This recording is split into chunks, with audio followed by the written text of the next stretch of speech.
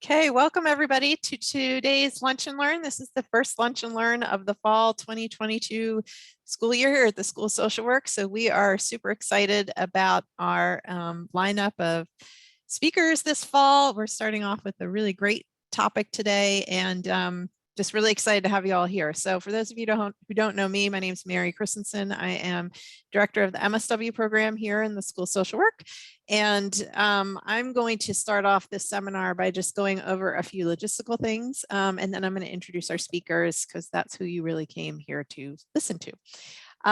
So a couple things. This seminar is approved for continuing education credit for licensed social workers in West Virginia. If you are licensed in another state, you can submit the certificate to your state board to try to get approval for CE credit as well. We do require that you're logged on for the majority of the session in order to get credit. And we'll be tracking attendance through Zoom. So there's nothing you need to do to get credit. You don't need to type your name in the chat. You don't need to do anything else. If you've registered for the seminar via Zoom, we can track your attendance.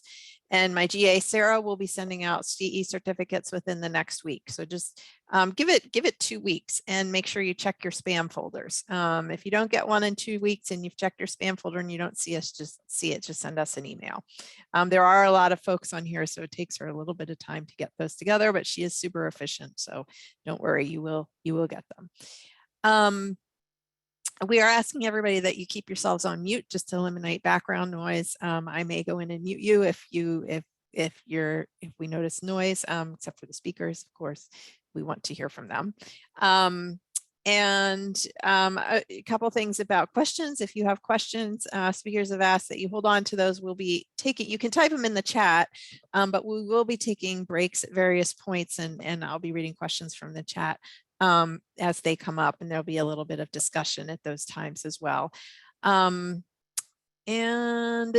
final thing is we have an evaluation survey that we ask folks to complete. If you have time, I'll be posting a link to that in the chat. You'll also get a copy of the link in the email with your CE certificate.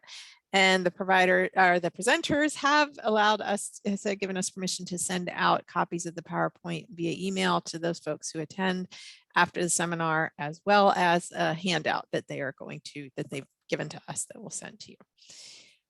So that is all I have to say. I'm going to turn it over to our speakers today. So we've got 3 great speakers with us today. Michelle Richmond is a long-term care ombudsman at Legal Aid of West Virginia. She's also an alumni of WVU's BSW and MSW program and completed both of her field experiences with Legal Aid of West Virginia before being hired as a full-time long-term care ombudsman shortly after graduation. Prior to this new position, she has worked closely with elderly individuals and individuals with intellectual, physical, and developmental disabilities in both direct care and advocacy roles. Our second speaker, Hanna Thurman, and these are in no order of importance. They're just in order of how I have it on my Word document. So Hanna Thurman is project coordinator for the Gerontology Professional Certification Project for the WVU School of Social Work. She also holds an MSW and an MPA from dual degree from West Virginia University. And she also received her graduate certificate in gerontology there. Ms. Thurman has worked over 7 years, has over 7 years of public and nonprofit experience working with on behalf of older adults at the Bureau of Senior Services, West Virginia Geriatric Education Center, and the West Virginia Long-Term Care Ombudsman Program. And finally, Suzanne Messenger is West Virginia State's Long-Term Care Ombudsman.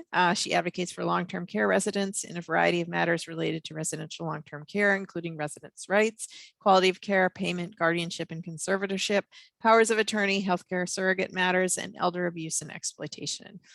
Prior to becoming state ombudsman, she was employed by Legal Aid of West Virginia for 8 years, received her BS in medical technology from WVU School of Medicine and her JD from WVU College of Law. She is a former NAPIL Fellow for Equal Justice and is a member of the West Virginia Bar and American Bar Association. So we've got some great speakers, as you can tell, and I'm going to go ahead and turn it over to them and let them start their presentation.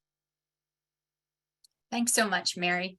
We're so glad that all of you could take some time out of your day to join us to talk about this really important topic. The ombudsman really encounter this fairly often when they visit long-term care facilities, but certainly COVID shined a spotlight on this issue, as it did on many issues, about how important and really how often unrecognized grief and bereavement are in long-term care, even though death is not uncommon. So we're so happy that you joined us. We're looking forward to a thoughtful and engaging discussion. I'm just going to talk for a little bit about the Long-Term Care Ombudsman Program, just in case folks aren't interested in this. And then I'm going to hand it off to Michelle and Hannah, who will really be talking about the heart of the matter. Next slide, please.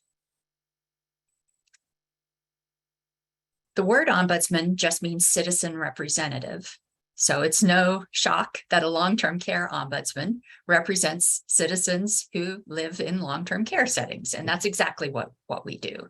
We advocate for the quality of care and quality of life for residents in long-term care. Here in West Virginia, that includes our nursing homes, assisted living, legally unlicensed homes, and some other residential care settings.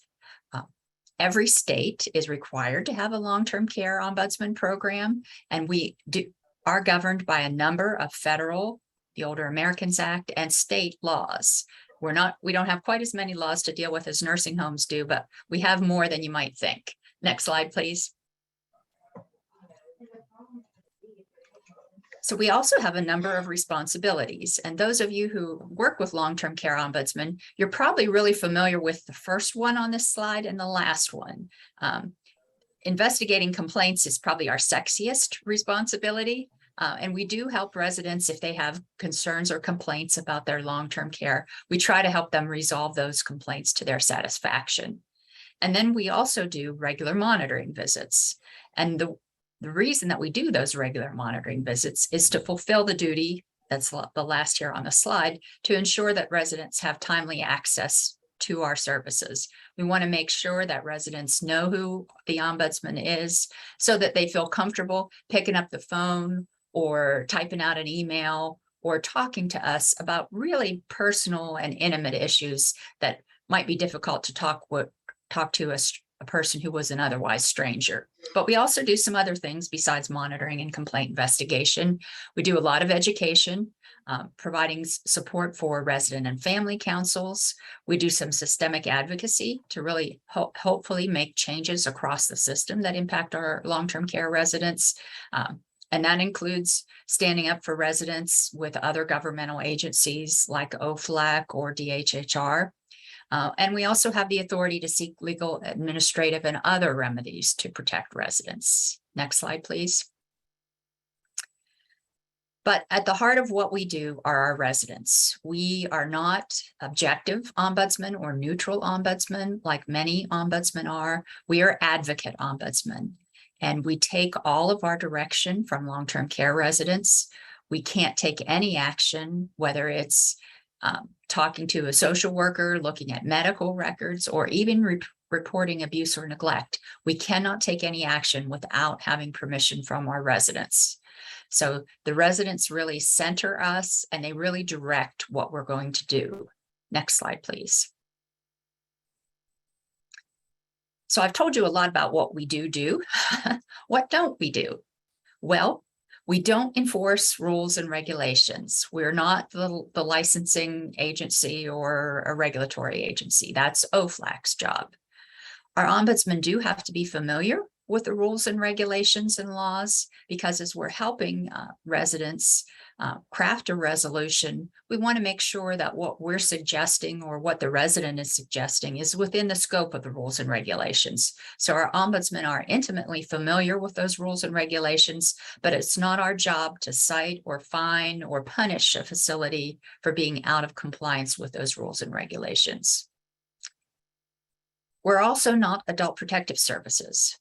While the ombudsman can work on abuse, neglect, and exploitation cases, and we often do, we are not the finders of fact in that case. And that means that we're not looking at the West Virginia Code to determine whether abuse or neglect actually occurred.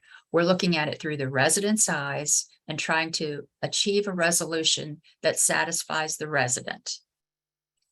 And as I mentioned before, in keeping with our duties not to take any action on behalf of a resident without the resident's permission, we do have to have permission even to report abuse, neglect, and exploitation. So we are not mandatory reporters. And finally, we are not direct caregivers. While we do a lot to hopefully influence the provision of direct care, we cannot provide direct care ourselves. And so if you happen to see an ombudsman doing something that looks like direct care, that would be outside the scope of ombudsman duties. And that's something we'd want to know about. Next slide, please. So if you know about one state's ombudsman program, you know about one state's ombudsman program. I hate to draw this comparison, but in some ways we're like Medicaid programs. Even though there's an overarching federal law, every state operates the program just a little bit differently. So here in West Virginia, we have one state employee, and that's me. I'm the state long-term care ombudsman, and I work for the Bureau of Senior Services. The Bureau of Senior Services contracts with Legal Aid of West Virginia, who provides our local ombudsman services. And we have 12 local ombudsmen, including a program director, 9 regional ombudsmen who cover multi-county regions, a defined term ombudsman, and that's Michelle, so you'll hear a little bit more from her in just a bit. And then we also have a communications and training specialist. Next slide, please. If you need to reach us, here's a central number that you can call and reach any of the ombudsmen. At the end of the presentation, I've also included my email address, so please feel free to reach out to me directly if you have questions or concerns, and I'll be glad to hook you up with the person that you need to talk to. And so without further ado, I'm going to hand it over to Michelle. Thank you, Suzanne. Hi, everyone. I'm Michelle Richmond. I'm the defined term long-term care ombudsman. Basically what that means is I'm more of a floater ombudsman. I don't necessarily have a region, but I do cover where is necessary. So we're just going to get right into the meat and potatoes of everything. We're talking about bereavement and long-term care. So what facilities do to acknowledge grief and death matters for residents, but also for families and for staff too. As a society, we have a lot of discomfort around talking about these issues, and that's pretty understandable. In terms of death and grief, we do not always know how we will feel when we learn of a death in our coping with death, whether the death be expected or not. So if at any time during this presentation you need to take some time for yourself, please feel free to do so, because this can be kind of a difficult topic. To get started, I wanted to ask about your work setting to kind of get a better sense of who our audience is. I'll launch the poll here. So it's just asking if you work in a nursing home, B, an assisted living facility, C, a legally unlicensed home, D, hospice, or E, something else. And of course, feel free to share in chat if your option is not listed.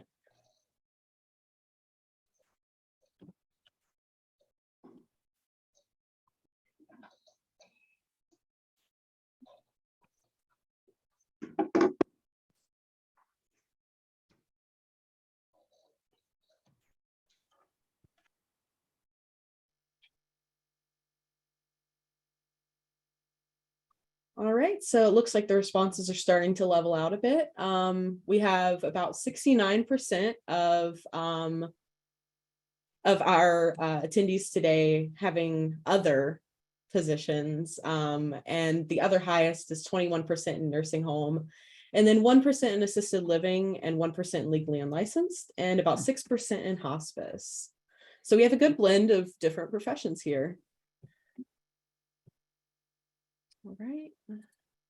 Okay. So after this presentation, we hope that you understand the value of bereavement support and are able to formulate strategies to support bereavement in your work, whether that be in nursing homes or other long-term care, or even outside of long-term care. So death is steeped in such silence. This can make it hard to talk about in meaningful ways. When we are able to find the words, it can be incredibly helpful to our healing, but we often simply cannot find these words, so we just tend to not talk about it at all. Our relationships with death are shaped by our personal experiences, religious or spiritual beliefs, culture, family history, and even more. When we experience death, we experience complex emotions and we often behave in unique ways. Silence and even fear are reflected in our personal reactions and even institutional protocols and policies around bereavement and death. So one administrator my colleague spoke with said she had just not really thought about death from the resident's perspective before. But once she did, she began talking about the relationships among the residents and how they are family with one another. Long-term care residents often have disrupted support systems, which leads to forming familial-like bonds with other residents. So in this sense, long-term care does expand the definition of family.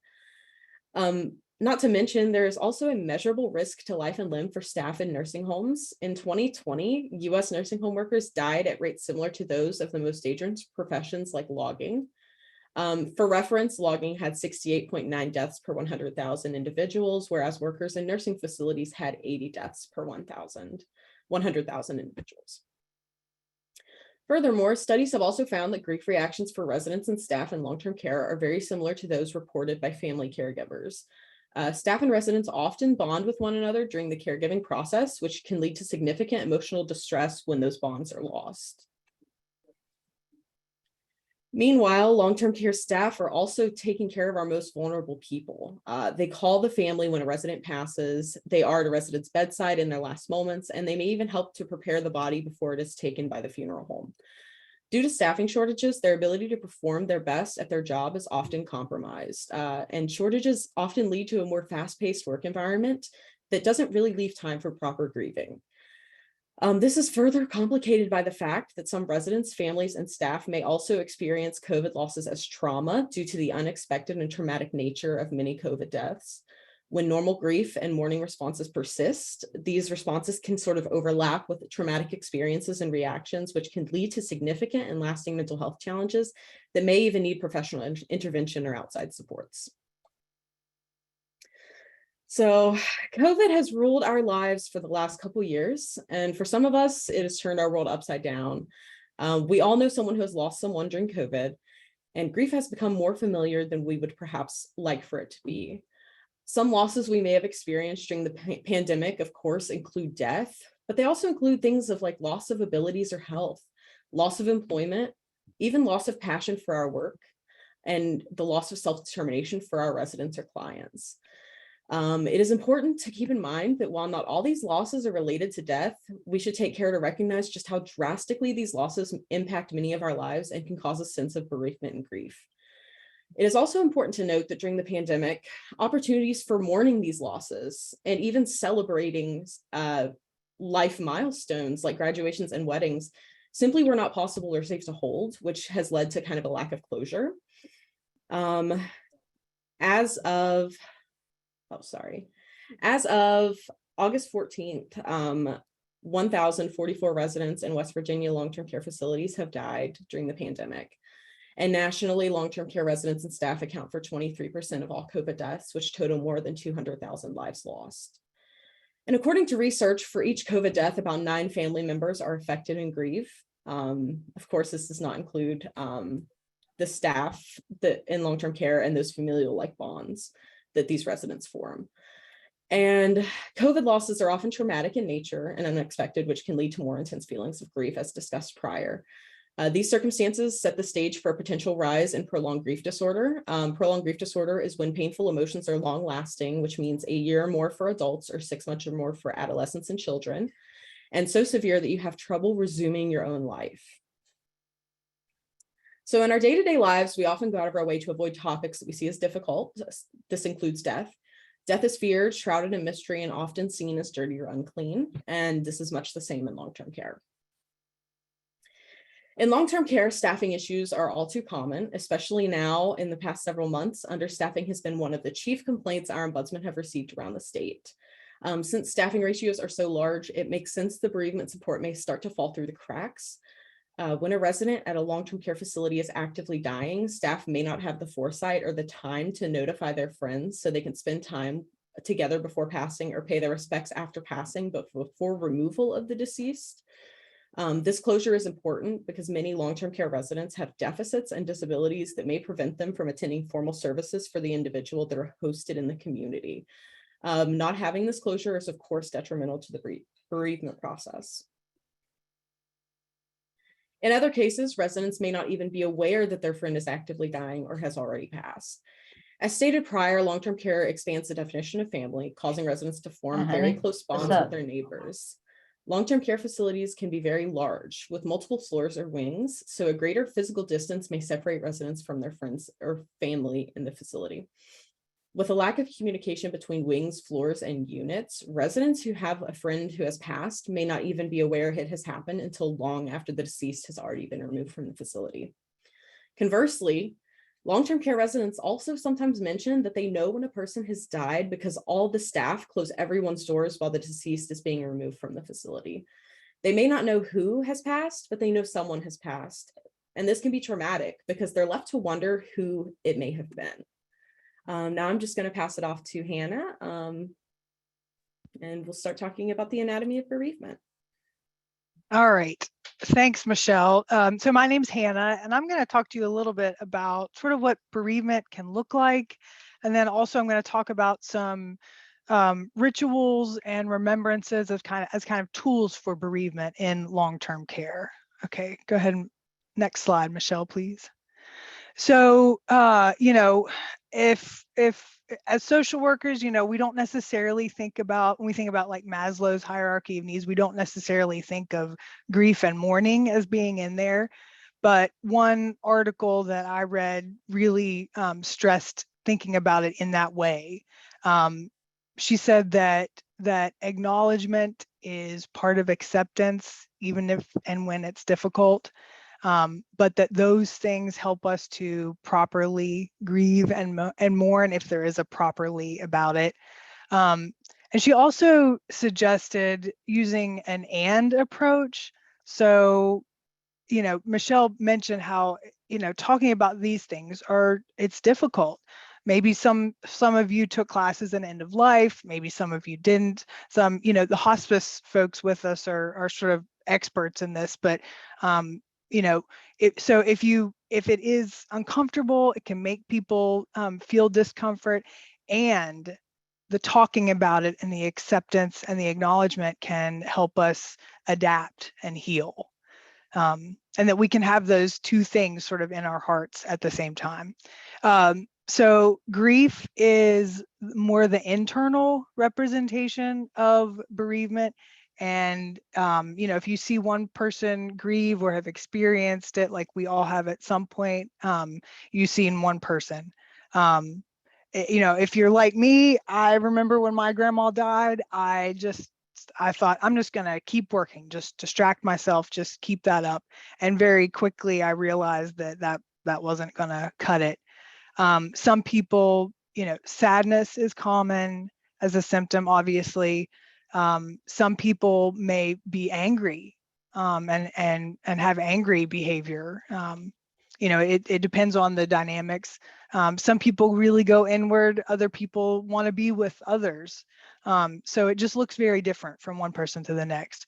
Whereas mourning is sort of the more what we do together as a ritual, what we do in community. And one key point to our presentation today is that mourning is very helpful for residents and for families and for staff. That it can be, if you're a facility where you were doing memorials previously and then COVID hit and maybe you stopped doing as much, now might be the time to consider bringing them back. Next slide, please. And then it's important to address our own grief. We may be so used to helping others that we kind of forget about ourselves. I think especially as social workers, people, the reciprocity is important. We help other people, but so if someone is offering to help us, take them up on it. And remember that any loss is real, whether it's a pet or, a resident at a facility. Any of those losses are real and valid. It can really help to talk to someone, to talk to a professional, even if it's once or twice. Again, I think sometimes sometimes as helping professionals, we encourage other people to do that. We don't always think about it for ourselves. Some people do, some don't, but it's something to consider. And then also I read that in the sort of the best practices around bereavement and long-term care, that just the process, like just the journey of finding the right supports can be helpful. And then making time for restorative breaks, even if it's a minute. I know that time is so limited, but even a minute here and there. And then if there are memorial services, try to attend those and participate. Next slide, please. And then helping others with grief, letting them know that you care. It doesn't necessarily mean that you, have to have these giant responses. It can just, they're letting them know that you are available, you are there. It can also be helpful to do something together. I think people have a tendency to be more willing to talk when they're doing something together. And then we also, a lot of times I think we say, let me know if we can help, or if I can help. It can be, you can sort of take it to another level by saying, may I bring you coffee tomorrow? Can I come visit at this time, sort of thing, to help check in and do something specific. And then consider resident and family councils. Consider those folks as potential team members to form like a grief team, a bereavement team in the facility. Next slide, please.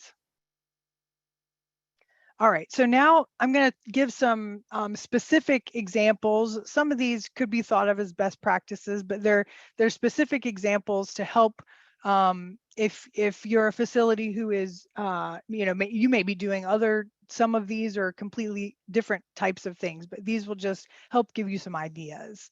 Next slide, please. So first we have a poll. You should be seeing the poll. So for those working in long-term care, I know a lot of you do not, but for those of you who do you hold memorials? If so, are they annually, quarterly, monthly, or each time a resident passes? And then other you can share in the chat. So I love these polls. They make me feel so nerdy. You can see like the real time. I love it. So let's see. Right now we're at about 37% do not hold, about 10% annually, 2% quarterly, 18% each time a resident passes, and then there's some others that are being shared in the chat. Looks like maybe former employer held debriefing sessions, excellent, for staff that lost clients. So, if you don't hold memorials at all, consider doing so, because they can be helpful for so many people involved. All right, thanks everybody for participating. Next slide, please. Okay, Michelle mentioned this, that part of it in long-term care can be considering the way that the person's body who has died, considering the way that is handled. And one phrase that I read was said, having a caring and respectful process for handling the deceased. In the references, I've listed a TED talk from a palliative care physician, and he said that at their facility, the mortuary men come, and as the body is wheeled out through the facility, everyone who is available, all staff, residents, volunteers, they just kind of pause. And after it's wheeled all the way out, they have an area outside, kind of like a garden, and they might just share a story, they might share a little song, or just a moment of silence for everyone to kind of reflect in their own way. But it really shows sort of just, an acknowledgement of death that is part of life, and that residents seem to really like that it is acknowledged rather than hidden. Another facility just sprinkles the body with flower petals, instead of perhaps taking the body out the back door. just having a few minutes of reflection can be really helpful. And their goal, that palliative care physician said, their goal is to offer a sweet, simple parting image to usher in grief with warmth rather than repugnance. Next slide, please. I mentioned a moment of silence. Another ritual that I came across is called a room blessing ritual. And maybe there's some facilities in the state doing this. It's an inherently religious ritual, but I think it could be done in a secular fashion as well. It's not planned. The body could be in the residence room or may have already been taken out. But everyone involved seems to really appreciate just taking a minute to come into the room. The residents, close friends in the facility may be in there. They might share, they might laugh about something a story about the resident. They might even share a conflict or a prayer. To reflect on the resident, but it was definitely something that everyone really appreciated, and it's an immediate unscheduled ritual. And then blessing of the hands for workers. This was one where any of the staff who had full responsibility, had most of the responsibility for caring for the resident who died, they would rub essential oils on their hands in sort of a way to acknowledge the work and the care that they provided. And here was another quote: "People learn to put their feelings aside so they can go and support the other residents. This allows them to take a brief moment in their day that hopefully averts them becoming desensitized." I think the work that folks in long-term care do, I think, becoming desensitized is a little bit of that is just going to happen. But if you can take a little bit of time and consider some of these things, it might help in adapting and healing. Next slide, please. Again, memorials help all those involved. If you can transport residents and staff offsite, that's wonderful. If there are residents who are physically able to do so. If you have memorials, consider having for folks with cognitive impairment, consider having present, recent photos rather than all the photos being in the past. And then during the resident's life at the facility, at some point, if you can consider asking them if you could plan a service honoring you, what would that look like? Sort of a celebration of life. Next slide, please. Here are some other ideas. If you have family members that are not close by, or family that are not involved, recruiting volunteers to sit by the bedside. Another one was called the Loving Comfort Program, and very simple, but it just is a memo to staff saying, please take time to offer the resident and their family the comfort, support, and expressed caring that each of you is so good at giving in your individual and special way. And then the last thing is a bedside notebook. Some facilities may be doing this, where you have a notebook by the bedside, obviously, and other residents, friends, staff members write something about the resident. And then the notebook is given to family members, and family members report sort of being amazed at how many people were involved in the care of the resident. Next slide, please. Here's some other ideas. Like I said, the PowerPoint's going to be sent out to everyone. These are just some other ideas that might be helpful in acknowledging death in long-term care. Next slide, please. And then consider asking staff, ask activities folks, ask staff about ideas and strategies that might be helpful and that would be supportive for residents and for staff in the facility. Memory trees, you may have seen those where you have a tree, and then the resident who has died, their name goes on a leaf, and that gets displayed in a facility. Or celebration boards. I think of if my grandmother, if we had done a celebration board for her, it would have had like Reese cup wrappers pinned to it, because you knew you were in with her if she threw a Reese cup at you. That was just sort of her way of accepting you in. And then I got to talk with Chris Zinn about some hospices, and one hospice of the Northern Panhandle, Hospice of the Panhandle. They did a bereavement event. Again, hospices are, they're the experts here. But they did an event where an administrator reached out to them, and some of their folks were on hospice and some were not. But the administrator reached out to the chaplain and said, look, we're experiencing a lot of death, and we'd like to have an event. And so the chaplain came and brought some of the grief counselors and just talked about grief and love. And it was sort of a way just to give permission to people to mourn with others, sort of in the community aspect. And they said that it was so appreciated that people started crying, and the counselors would go over and just be with them and talk to them. And just that it was a wonderful event. So that's something that you could consider in your facility as well. Next slide, please. All right, so if you would like to see what facilities are doing for bereavement around the state, I'm putting a link in the chat.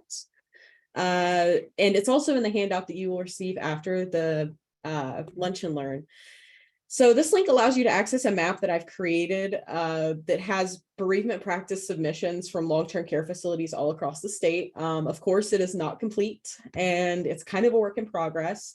Our hope is the map will give facilities ideas and kind of spark conversations in the long-term care community about how we can provide a more human approach to bereavement support.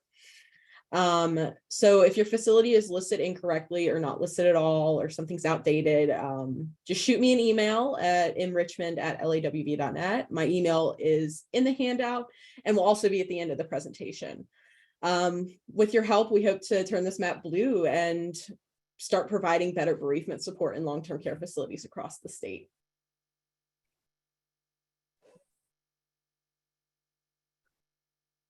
So moving forward, how can facilities provide better bereavement practices for residents, staff, and families? I wanted to start off the section with another poll. Let me deploy that one. We just kind of want to learn a little bit about how your organization supports employee and staff bereavement specifically. To support staff bereavement, does your organization offer A, in-house programs, B, outside services or referrals, C, partnerships with hospice or other organizations, or D, no support, or E, something else? Again, please feel free to share in chat what your organization's approach is.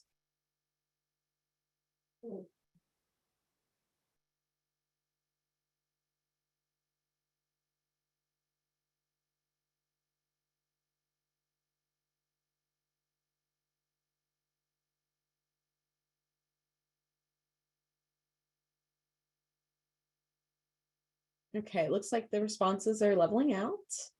Going to share the results here. Looks like the majority provide no support, and then we have about 25% each providing in-house programs and providing outside counseling or referral services. Only 13% have other, and 8% have partner with hospice or other organizations to provide these services. Thank you guys for the responses. So far, we've established that more bereavement support is needed and that grief and mourning are basic human needs. So with all that in mind, what would a more human approach look like? In the scenarios we explained in section 1, residents may wonder whether their deaths will be a secret and whether their close friends will find out about their death in the obituaries. If you ask residents, hearing through the grapevine isn't their preference at all. Residents may feel like the facility's response is erasing the legacy of their fellow resident, and facilities should encourage an environment where they feel the deceased existed and that their legacy is actively being honored.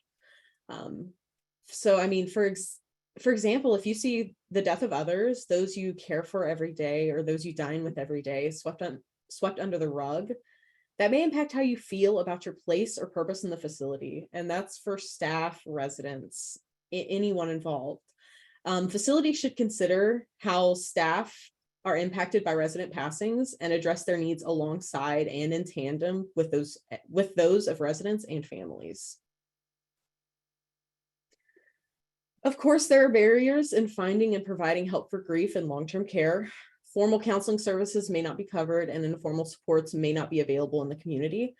Ideally, most services should be offered in-house for ease of access, but if the resources are external, the facility should be trying to organize transportation to and from the services for residents and staff if needed. So a little bit more about helping for grief, allowing residents to make as many choices as possible about their care and just their daily life can be empowering and allows residents to feel in control at a time when things may feel very out of control for them. Some residents may be hesitant to make these decisions, so some gentle encouragement and help along the way can be very careful. But the most important takeaway for providing these services is that facilities should work to clearly publicize any resources that are available that may be beneficial to residents, staff, and family members. This can be done through postings around the facility, monthly, weekly newsletters, pamphlets given to family, staff, and residents. Just make sure that those resources are known. Facilities also want to make sure that they're supporting their staff in bereavement. Of course, if staff is well taken care of, quality of life and care will improve for residents. And to do this, facilities can provide counseling and other bereavement services on a regular basis. Furthermore, shortly after a resident death, facilities should also consider allowing staff to rotate responsibilities and giving them a say in how this is done. This goes back to kind of providing that control when things may feel out of control. Switching up responsibilities can also help break up the monotony and reduce feelings of dread when going into work. Other times, a staff member may simply prefer not to be in the wing where their favorite resident has died because the empty room can be a constant reminder of the loss that they've just experienced. The key takeaway here is that staff should be heavily involved in the decision-making process. Approaching the topic of death with emotional family members can be taxing and even scary for staff in long-term care. Facilities should be offering training on how to talk to emotional family members, comfort others, and how to handle their own grief personally. These concepts should be introduced at hire and routinely reinforced for all staff thereafter on a regular basis, so that they kind of become a common part of the facility culture. Again, the hope here is that better organizational support for staff will result in better quality of care and life for residents. Informal peer support and mentorship can be an invaluable support for bereavement and grief in organizations. Informal peer support and mentorship builds relationships between staff members so that they no longer feel so alone in the workplace. Debriefings provide a safe space where there's no judgment. A space where staff can and are encouraged to talk openly and listen to one another about any grief they may be experiencing, both in their personal lives and at work. This can help them to re-identify with their shared purpose and can help them in finding a balance between caring for themselves as a person, as a staff, and as a person, and while keeping some distance, but also finding time to complete all of their duties and learning how to maintain compassion for residents and others through the entire experience. Debriefings can also be helpful for resident and family councils. They're a great tool for bereavement and grief support. So with any complex subject, there are always special considerations. And I just wanted to send out another poll here. Let me deploy that one.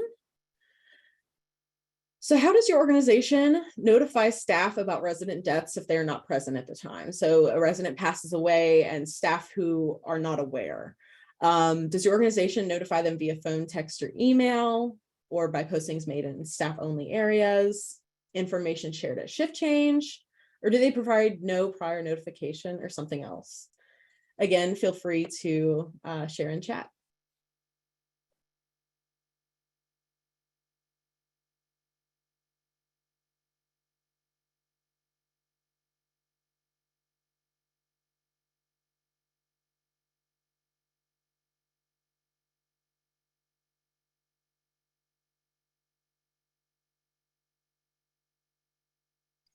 Okay, I'm seeing a lot of the responses are leveling out now. I'll give that a few more seconds. And I'm seeing in chat that people are mentioning it's word of mouth or like daily meetings at shift change or like at the start of a shift. Or some people get emails when they arrive back to work. All right, so let me end that poll and share the results. It looks like the majority in the poll are saying that they have no notification. Again, it's really important to, try to give staff a heads up about what they're going into when they go into work. So that's about 36% of respondents. About 21% do it by phone, text, or email. Another 20% have something else, which a lot have shared in chat that they do have some sort of notification. It's just not listed. And then we have a few responses in postings in staff only areas and about 20% shared a shift change.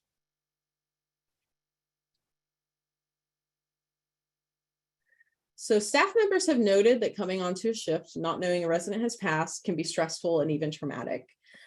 Staff should be notified ahead of their next shift if possible, and a resident has passed away, so they have ample time to mentally prepare themselves for the shift ahead. Texting, calling, and emailing all staff before their next shift may be appropriate. Keep in mind that losing residents can be traumatic to staff, so notifying staff not on shift should be given special consideration in these circumstances. So training about good dementia care is crucial when we're talking about bereavement and grief in terms of dementia. But there's not necessarily one approach or answer. It really just depends. It can depend on the stage, where the person's mind is at the moment, and prior trauma or stressors. It is most important to be cognizant to how you're approaching loss when speaking with older adults who have some form of memory impairment. And remember also that persons with memory impairment or dementia deserve to be told just as much as any other resident.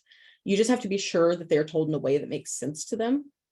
And try to avoid repeating yourself because this can stress them out and have them relive that death over and over again. So there's not really an easy answer to working with memory impairment in terms of bereavement and grief. Just be sure to tailor the approach to the resident. Roommates also deserve special consideration. In many cases, the roommate left behind after a resident passes is one of the most affected individuals in the facility. This is largely because they spent so much time with their roommate on a daily basis, and that's sometimes nearly 24 hours a day for years. Whether or not the pair were on good terms as roommate, the surviving roommate has still experienced a great loss and will likely grieve in some way. Facilities should consider meeting with the surviving roommate, offering to accompany them to say goodbye pre or post-mortem and ensure that follow-up supports are provided. And last but not least, HIPAA may also complicate things when it comes to a resident's passing. HIPAA says that other residents and non-family do not need to know the medical details, but it doesn't necessarily prevent letting other residents and close friends know when a resident has been transferred to the hospital or has passed. The ideal solution would be to discuss with the residents about their preferences before they become very ill or pass. And it may be beneficial to continue asking this question at regular care plan meetings, just in case the resident has changed their preferences along the way. So as a kind of send off, here are some key questions that facilities should consider when looking at their approach to bereavement and grief. How do other residents learn of a death? Is it through closing their doors or through a more direct, compassionate means? How do you notify the family that are not present? With the younger generations on staff, it might need to be stressed that social media is not an appropriate option for notifying friends or family of a death, even if they're close to the friends or family. How do you notify the physician, and is it done in a timely manner? How do you notify staff not present at work when a resident passes? Do you wait until they come on to work? Because staff often say that they would rather know prior to getting to work so they have time to prepare themselves. This could be accomplished through a group text or some other means. And most importantly, do you hold memorials to acknowledge a resident's passing? If not currently, have you done this in the past, and could the practice be renewed? What memorial practices do you think would be most meaningful to your residents? Consider asking residents, resident and family councils, and staff as well, to kind of tailor your approach to the culture of your facility and the needs of your residents. All right. We would like to thank you guys for giving us your time. If you have any questions, or we're going to take some questions here in a moment, but if you have any further questions, you can email us at the emails listed here. And if you want to be added to the map, if you want your facility practice added to the map, of course, shoot me an email and I will get it put on there. Thank you, guys. Thank you, Michelle, Hannah, and Suzanne for that wonderful presentation. So we do have a few minutes for questions. If folks want to either type them in the chat, or if you want to just unmute yourselves, you can. I see there's one question in there asking if you could share a bit more about ombudsmen not being mandated reporters. Oh, certainly. I thought you guys might let me slip that one by. I know that that's always an issue that people are pretty curious about.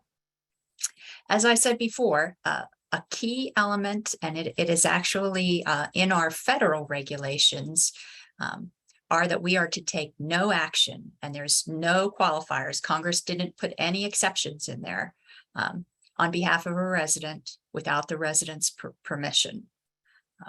And that extends to all the kinds of issues that we deal with, whether it's accessing medical records, whether it's talking to individuals, whether it's talking to family. We need to inform residents that we need to talk to get permission. We do need to involve an appropriate legal representative if that is the case. But just because we're not mandated reporters, or we're not going to automatically report abuse, neglect, and exploitation, that certainly doesn't mean that we're not going to do anything.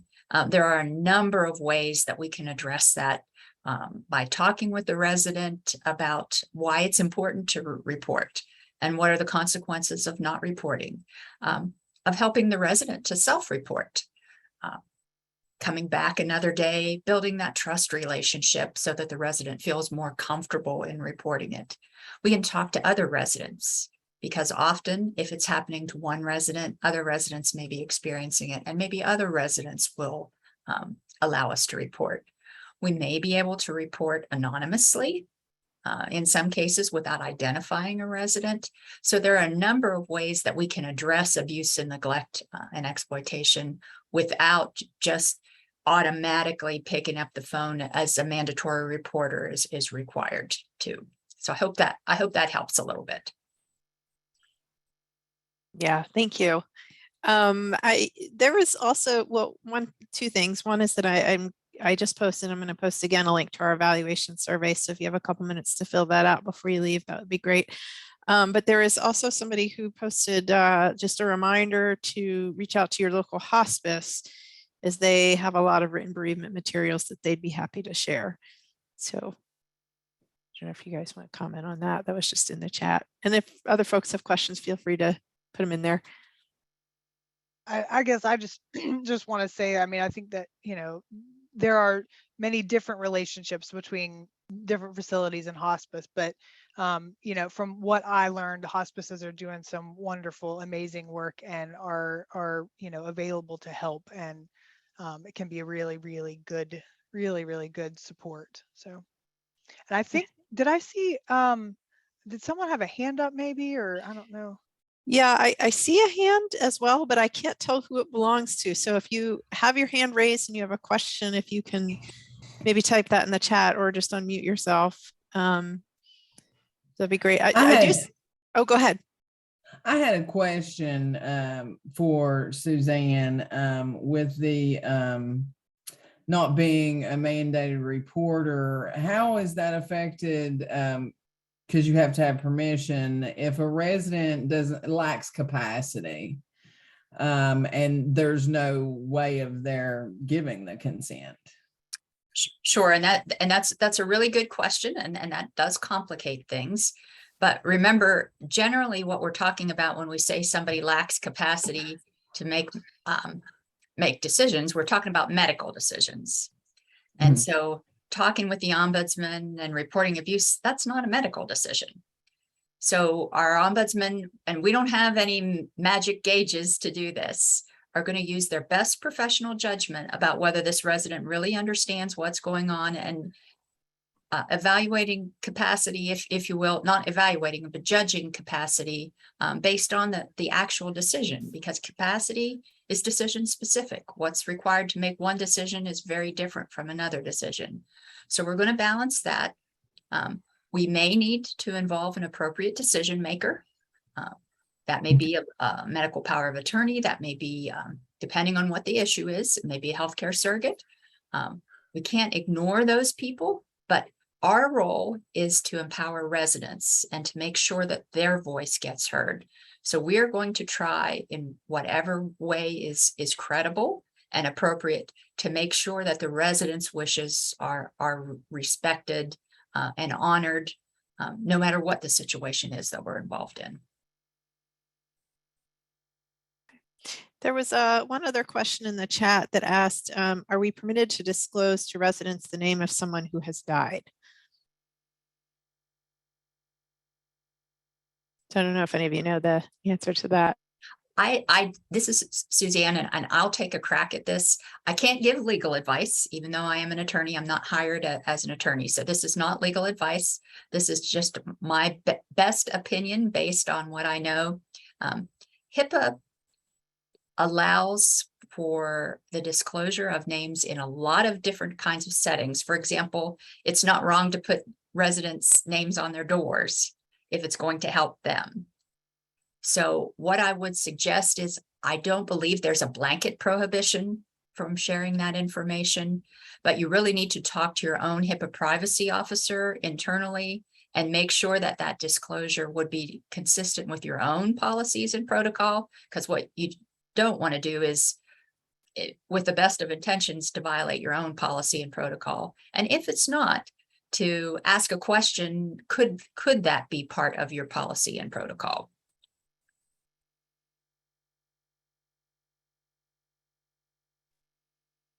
Okay, any final questions before we wrap up today? We are almost at time. So I want to thank our speakers today for this great presentation. Very helpful, lots of good and interesting information. So for an important population and issue. So I appreciate you taking the time to put this together for us. And thank you to everybody who logged on and attended today. And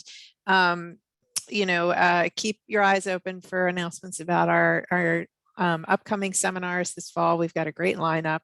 And if I will leave the Zoom open for a few minutes, if folks want to stay on and complete the evaluation survey through that link, which I'll put one final time in the chat. But you can feel free to log off, and our speakers can log off as well, because I know they've got lots of things to do. So thank you again to everybody, and hopefully we'll see you all here next week. Thank you for having us. Thanks everybody for participating. Yes, thank you guys so much.